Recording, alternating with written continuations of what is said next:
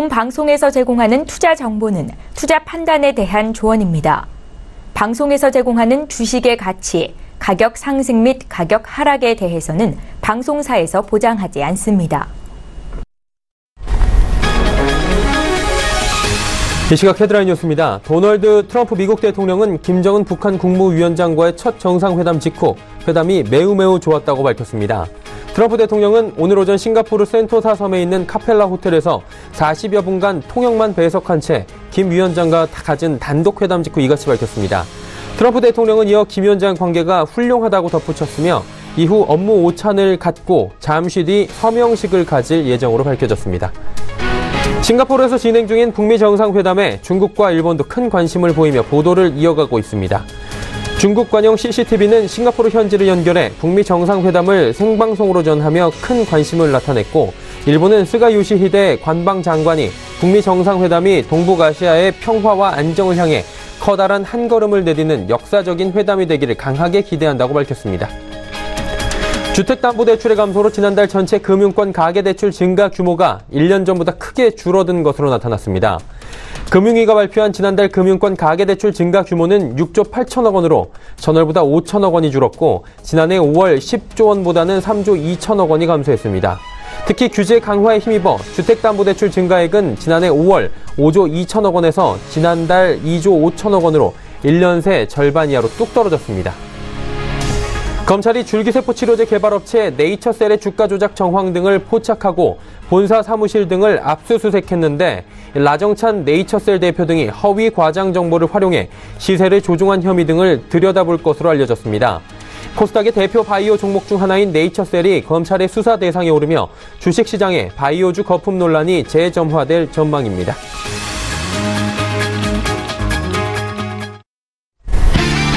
시청자 여러분 안녕하십니까? 오늘장 내일장 1부 출발하도록 하겠습니다. 지금 싱가포르에서는 북한과 미국의 정상이 만나고 있습니다. 북미 정상회담이 오늘 오전 9시, 현지 시각으로 9시고요. 우리 시각으로 10시에 시작이 됐습니다. 예정대로 지금 하나하나 잘 진행이 되고 있다라고 계속해서 현지 보도가 들어오고 있는 상황입니다. 싱가포르의 소식에 숨죽인 채 우리 시장도 변동폭을 크게 늘려가지 않으면서 보합권 수준에서 위아래로 움직이고 있는 상황입니다. 개별 이슈로 움직이고 있습니다. 일단 CVID, CVIG 등의 협상 타결로 지정 확정 리스크가 좀 완화될 가능성이 높다라는 판단이 서고 있지만, 시장에선 조금 더 지켜보자라는 관망세가 짙어지는 모습입니다. 거래소 코스닥 지금 관망세고요. 거래소는 업종별 등락도 크지 않은 상황입니다. 코스닥은 네이처셀에 전해드린 검찰 수사 소식이 들려오면서 네이처셀은 단숨에 하한가에 진입을 했고요. 관련 종목들, 제약 바이오주들 중에 일부 종목들이 지금 가격 조정이 나오고 있는 모습입니다. 일단은 6.12 북미 정상회담이 블랙홀처럼 모든 이슈들을 지금 빨아들이고 있는 상황입니다. 그리고 우리는 시장의 상황도 이곳에 좀 맞춰봐야 하는 시점일 수밖에 없는데요. 하나하나 짚어보면서 시장의 영향까지 잠시 뒤에 전문가와 함께 이야기 나눠보는 시간 갖도록 하겠습니다. 금일 본 방송에서 제공해드리는 정보는 투자 판단에 대한 조언일 뿐입니다. 해당 주식의 가치와 수익률을 보장해드리지 않는다는 점 참고해 주시길 바랍니다. 자, 코스피 지수부터 먼저 체크해보도록 하죠. 자, 거래소 쪽은 2471포인트에서 움직입니다. 지금 강보합권으로 다시 올라왔고요. 보합권 수준에서 지금 위아래로 살짝 움직이고 있는 정도입니다. 일중 흐름 체크해보도록 하죠. 일중 흐름 보시면 오늘 장중에 2478포인트 정도까지는 올라갔는데, 이후에 상승폭을 좀 내주면서 정오경에는 하락 반전하기도 했습니다. 지금 현재는 저점 대비해서 한 5포인트 정도 올라왔고, 보합권 수준까지 다시 올라와 있는 상황인데, 거래량도 그렇게 많지 않고요. 변동폭도 크지 않은 상황입니다. 수급 주체 만나보도록 하겠습니다. 오늘 수급 주체 보시면 외국인만 팝니다. 1,413억 원 외국인 매도하고요. 개인, 기관 삽니다. 개인 801억 원, 기관은 566억 원 사고 있는데, 기관 가운데서는 금융투자만 삽니다. 하지만 금융투자 쪽에서 1,384억 원이나 강하게 지금 현물시장에서 매수가 들어오고 있는 상황입니다. 시가총액 상위 종목들 살펴보도록 하죠. 말씀드린 대로 큰 폭의 등락이 나오지 않고 있습니다. 셀트리온만 1.68% 올라가고요. 나머지 종목들은 1% 내외의 소폭 하락하는 정도입니다. 다음 6위부터 10위 종목들도 살펴보도록 하죠. 현대차, 삼성바이오로직스, LG화학, 삼성물산 올라가고 있습니다. 그리고 KB금융 소폭 하락하는 모습이고, 다음 11위부터 15위까지도 살펴보도록 하겠습니다. 네이버, 한국전력, 신한지 쪽 올라가는데 금융 관련 회사들도 역시나 지금 보합권 수준에서 위아래로 움직이고 있고 한국전력 정도가 최근에 낙폭이 워낙에 컸기 때문에 오늘 상승 흐름 좋게 가져가고요. LG생활건강도 52주 신고가 부근에서 다시금 상승 흐름 가져가는 모습입니다. 코스닥 시장 살펴보도록 하죠. 코스닥은 875포인트 딱 턱걸이하고 있습니다. 1.55포인트 빠지고요. 낙폭이 크진 않습니다. 역시나 보합권 수준에서 움직이고 있는데 일중 흐름들 체크해 보도록 하겠습니다. 코스닥 역시 오늘 장중에는 882포인트대까지 올라갔지만 871포인트대까지 빠졌고요. 거래소에 비해서 코스닥이 변동이 좀 큽니다. 아무래도 코스닥 같은 경우는 말씀드린 대로 제약바이오주들 네이처셀의 검찰 수사 소식이 들려오면서 하한가 진입을 했고요. 관련 종목들이 지금 무더기로 지금 주가 조정이 나오면서 쭉 빠져 내려왔습니다. 그리고 잠시 낙폭을 조금은 회복하는 모습 보여지고 있습니다. 다음 살펴보도록 하죠. 수급주체인데요. 외국인이 여기서 삽니다. 332억 원 삽니다. 기관은 마이너스 4억 원 매도란 얘기인데요. 거의 매도 물량이 많이 나오진 않고 있는 상황입니다. 연기금이 9억 원 정도 순매수해주고 있고요. 개인이 252억 원 순매도 지금 나오고 있는 상황입니다. 시가총액 상위 종목들의 흐름 살펴보도록 하겠습니다. 셀트리온 관련주들은 오히려 오늘 상승폭을 키워가고 있습니다.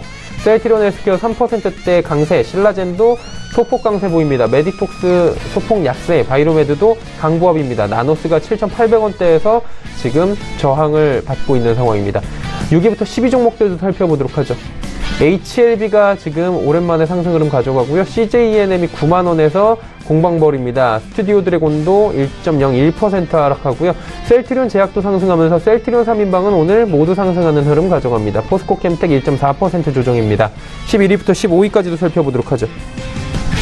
펄어비스 20만원은 다시 터치를 하는 모습 보여주고 있고요.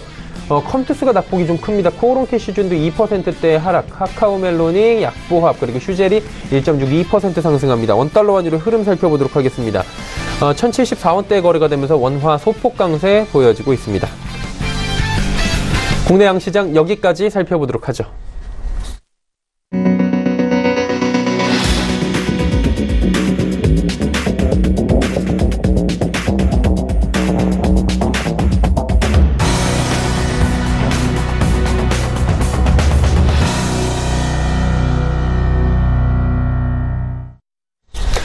(6월 12일입니다. 6.12 북미 정상회담이 펼쳐지는 날이고요. 어제 그저께부터 숨가쁘게 달려온 것 같습니다. 싱가포르 현지에는 두 정상이 이미 이틀 전부터 도착을 해서 준비를 하고 있었고, 우리 취재진 역시 전 세계의 취재진이 3천여 명이 지금 싱가포르에 모여 있다고, 전 세계가 지금 집중을 하고 있다고 합니다. 저희도 그래서 하나하나 좀 짚어보면서 시장의 영향까지 점검을 해보려고 하는데요. 미중산업경제연구소 조용찬 소장이 스튜디오에 나와 계십니다. 안녕하십니까? 예, 안녕하십니까? 예, 귀한 시간 내주셔서 감사드리고요. 매번 전화로 이렇게 뵙다가 날이 날이니만큼 또 출연을 해주신 만큼 많은 이야기 들어보도록 하겠습니다. 세계의 만남이다, 이런 표현들이 지금 나오고 있는 상황입니다. 북한의 정상과 미국의 정상이 만날 것이다 라고, 이렇게 빨리 만날 것이다라고 예측 혹시 하셨습니까, 소장님은?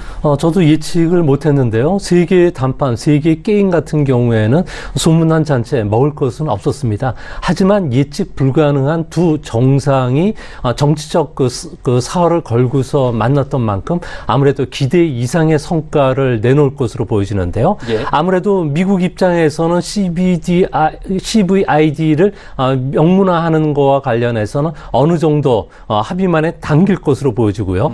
또 완전한 비핵화와 관련된 초기 조치와 관련해서 핵물질과 시설에 대한 동결, 불능화 조치 뿐만 아니라 폐기, 반출, 그리고 사찰단을 수용하는 쪽으로 합의문에 당길 것으로 보여집니다. 해외 반출과 관련된 시간표가 작성이 됐다는 것은 앞으로 국제원자력기구 전문가들이 북한 내 군사시설과 관련된 임의시간뿐만 아니라 즉각 통보 후에 이루어질 가능성이 있다는 점에서는 한반도의 그 평화에 상당히 도움이 될 것으로 보여지고요. 이번에 공동 합의문은 4.17 판문점 선언보다는 진일보한 그 회담 결과를 내놓지 않을까 보여집니다. 예. 그렇다면 이제 지금 이제 서명을 하기 위해서 움직이고 있다라고 하고요. 아직 끝나려면 조금 시간이 남은 것 같긴 한데, 전체적으로 오늘의 지금까지 있었던 좀 타임테이블별로 좀 나눠보면서 이야기를 가져보도록 할 텐데, 둘이 단독으로 만나는 회담이 있었잖아요. 두 정상이 통역만을 배석하고 생각보다 짧았어요. 35분이라고 지금 밝혀졌는데 이게 굉장히 할 얘기가 없었을까요? 아니면 35분이면 생각보다 길진 않았던 것 같은데. 네, 35분이라고 하더라도 예. 그 통역 하는 시간이 있고요. 각자가 이야기하는 시간은 각자 10분 정도 내가 됐을 것으로 보여지는데요. 네. 아무래도 짧았던 이유는 그동안에 실무 협상팀들이 한 달간에 걸쳐서 세부적으로 합의문 조정에 성공을 했고요.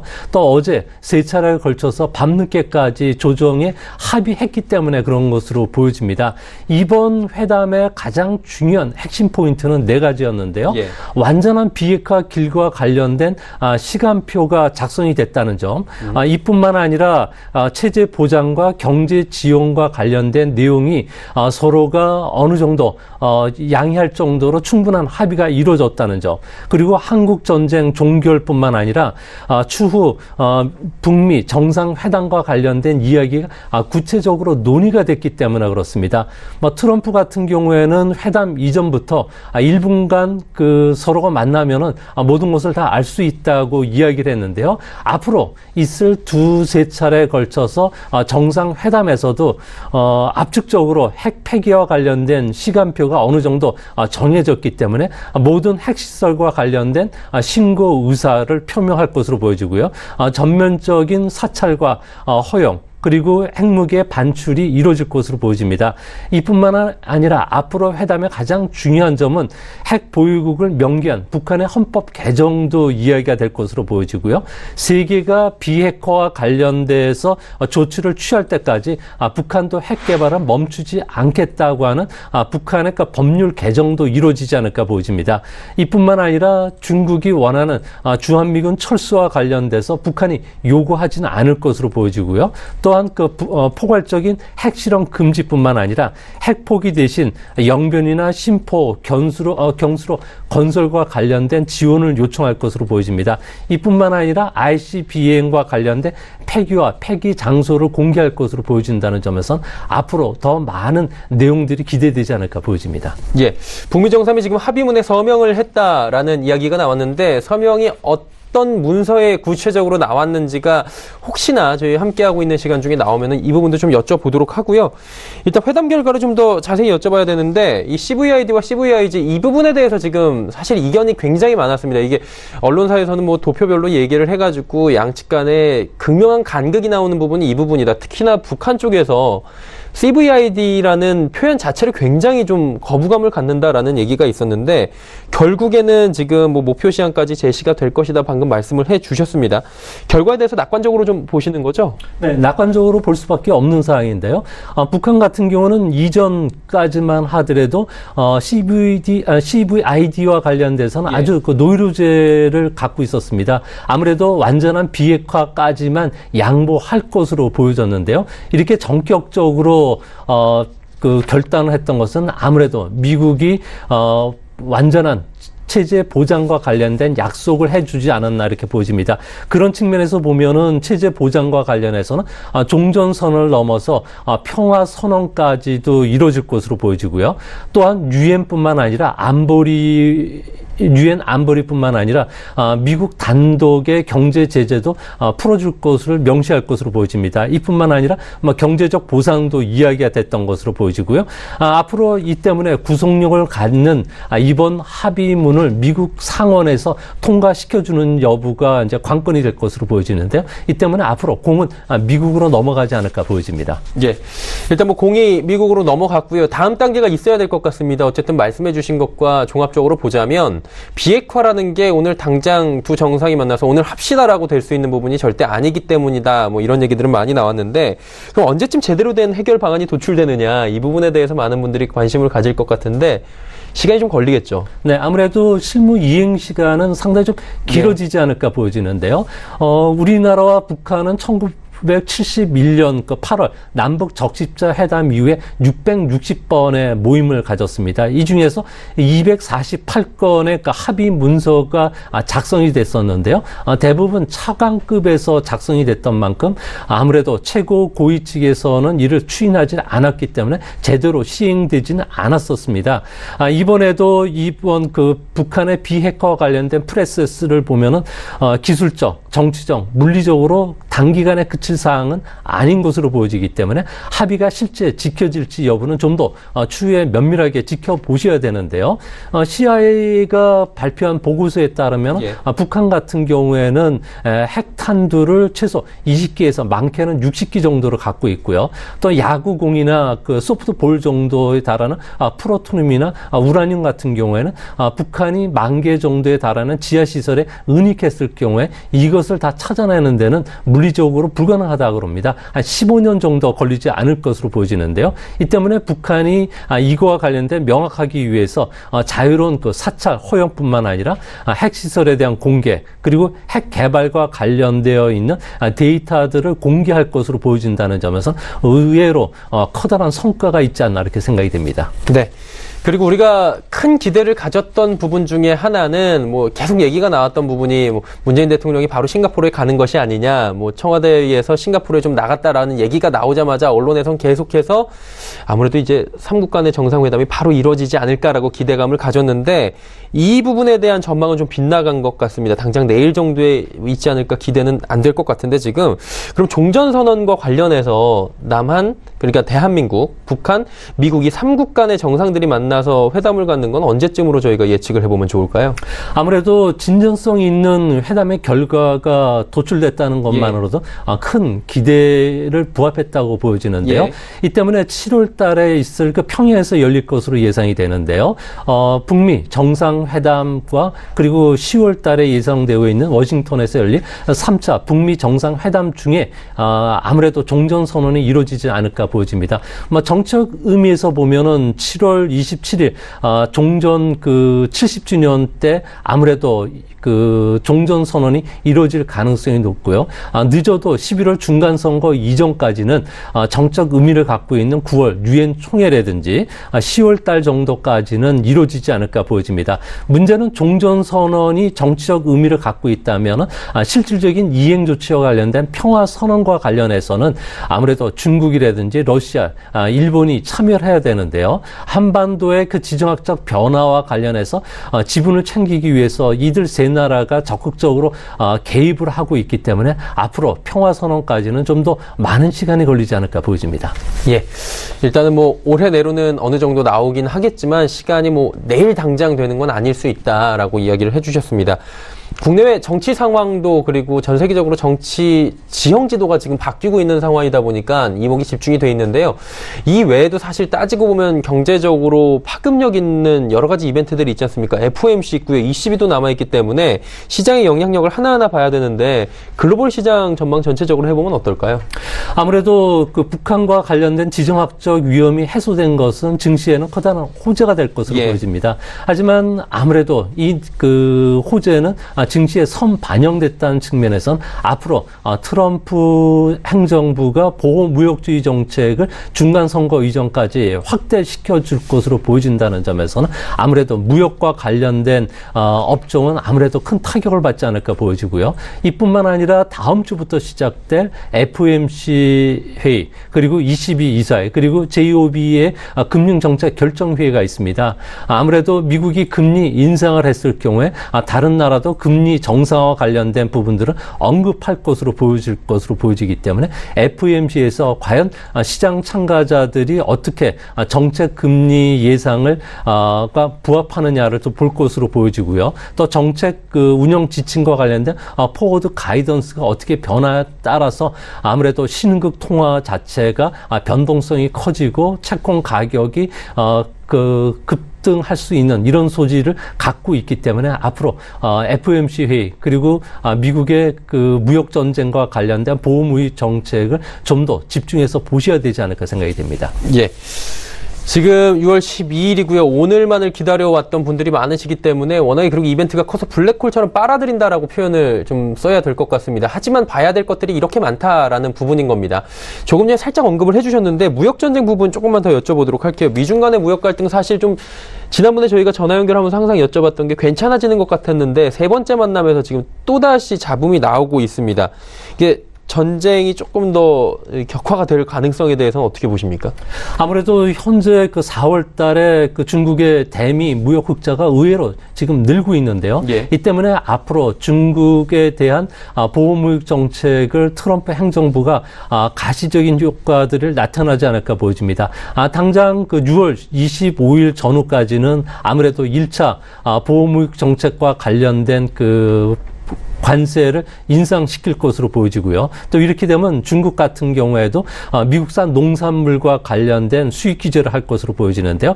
1차 표적으로 삼는 것은 아무래도 미국산 그 돼지고기 연간 10억 달러가 될 것으로 보여지고요. 또한 캘리포니아 그 파스타치오 그리고 와인 이뿐만 아니라 워싱턴주의 사과 그리고 위스콘주의 그 인상과 관련된 부분이 해당이 될 것으로 보여집니다. 이외에도 트럼프 같은 경우에는 1,000억 달러에 상당하는 중국산 제품에 추가 관세를 부과할 것으로 보여지는데요. 이렇게 됐을 경우에 중국 같은 경우에도 미국에 대해서 2차 제재에 나설 가능성이 있습니다. 콩, 승용차, 항공기와 관련된 3개 품목 모두 361억 달러 어치의 관세를 부과하게 될 것으로 보여지는데요.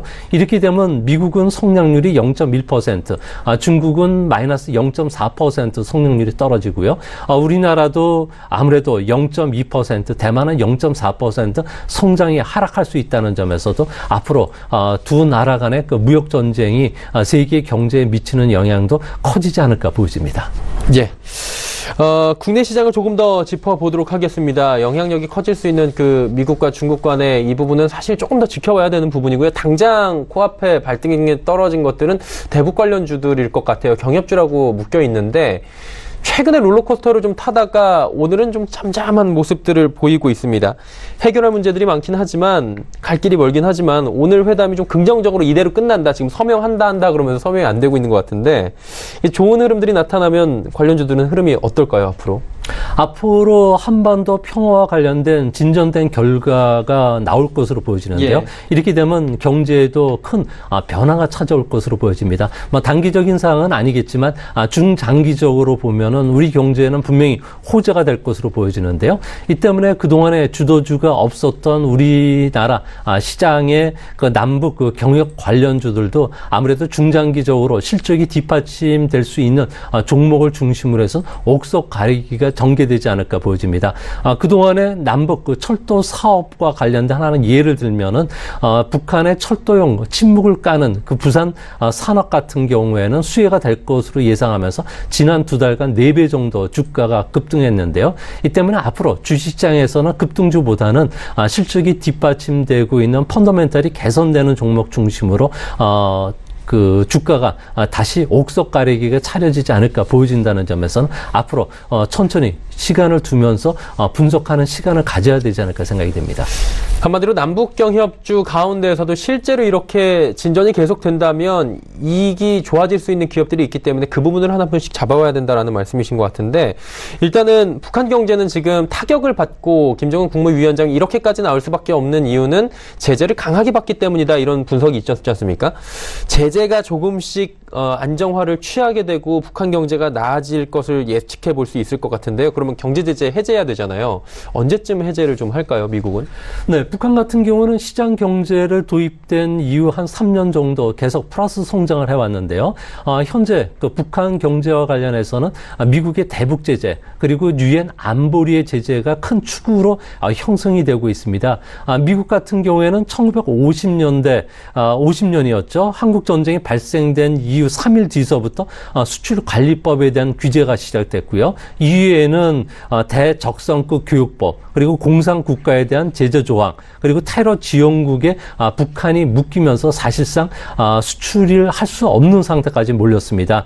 또한 유엔 안보리 제재 같은 경우에도 북한이 2006년 핵실험 이후에 10번에 걸쳐서 제재가 됐는데요.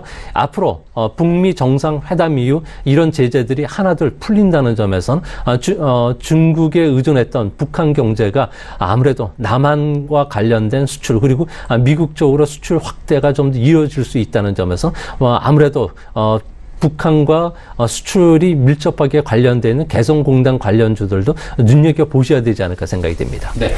조금 전에 테러 지원국이라고 표현을 한번 해주셨는데 이 부분이 가장 사실 북한 입장에서도 거슬릴 것 같고요. 이 부분을 좀 해제를 해야지 본격적으로 어느 정도 경제 제재가 풀렸다라고 느낄 것 같은데 테러 지원국에서 제외를 시키지 않겠습니까? 이대로 간다면.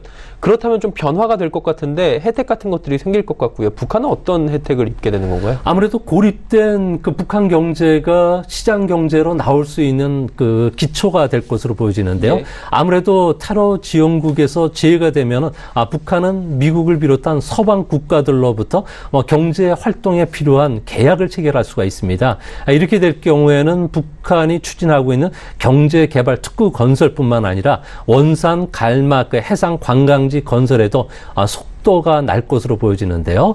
이뿐만 아니라 국제금융기관으로부터 대출을 받을 수 있게 되고요. 또 수출입 은행과 관련된 그 보험 혜택이 입어지게 됩니다. 이렇게 되면은 농수산물 그 수입뿐만 아니라 생필품 수입도 가능해지고요. 또 수출입과 관련된 결제가 원활해질 것으로 보여집니다.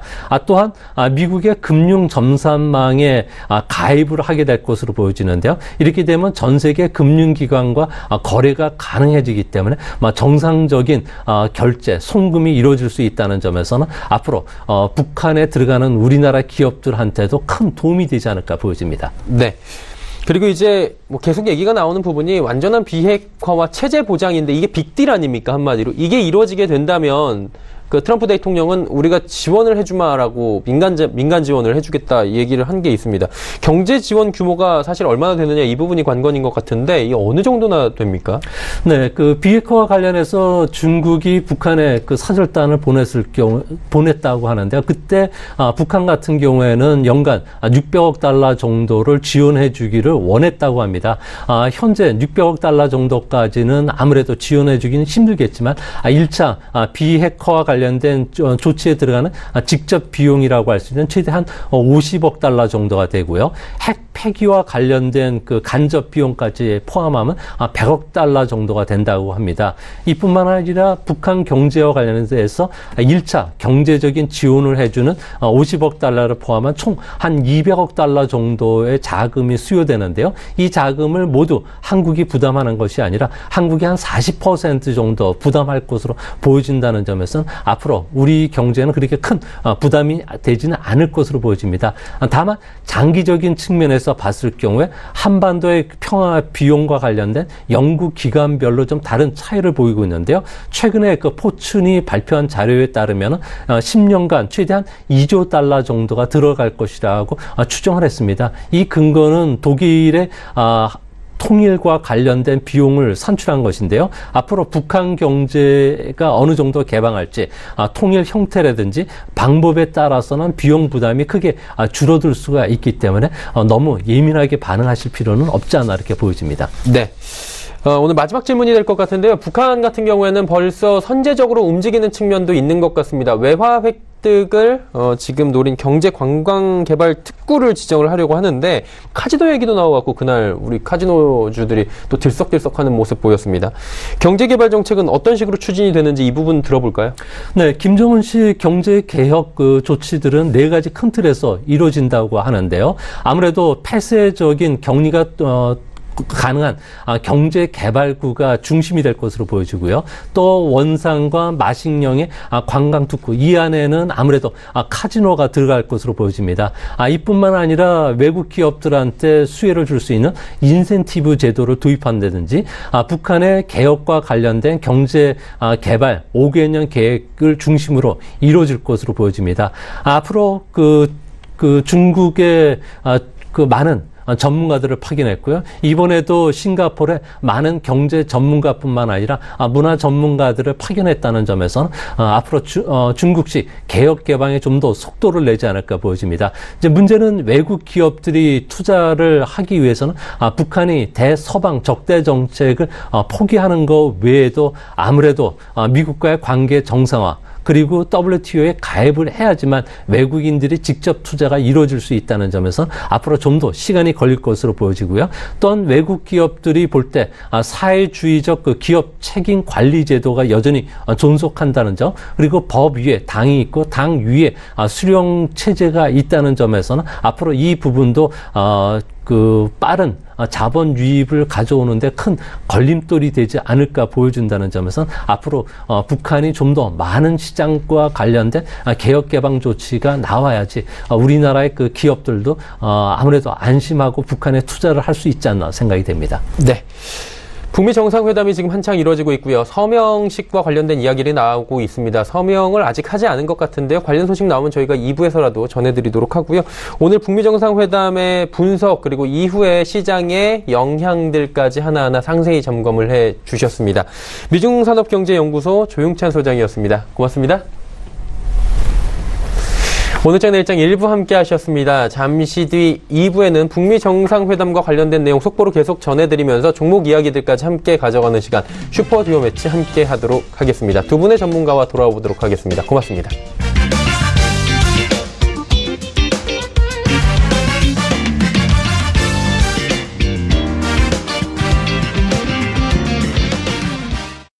본 방송에서 제공하는 투자 정보는 투자 판단에 대한 조언입니다.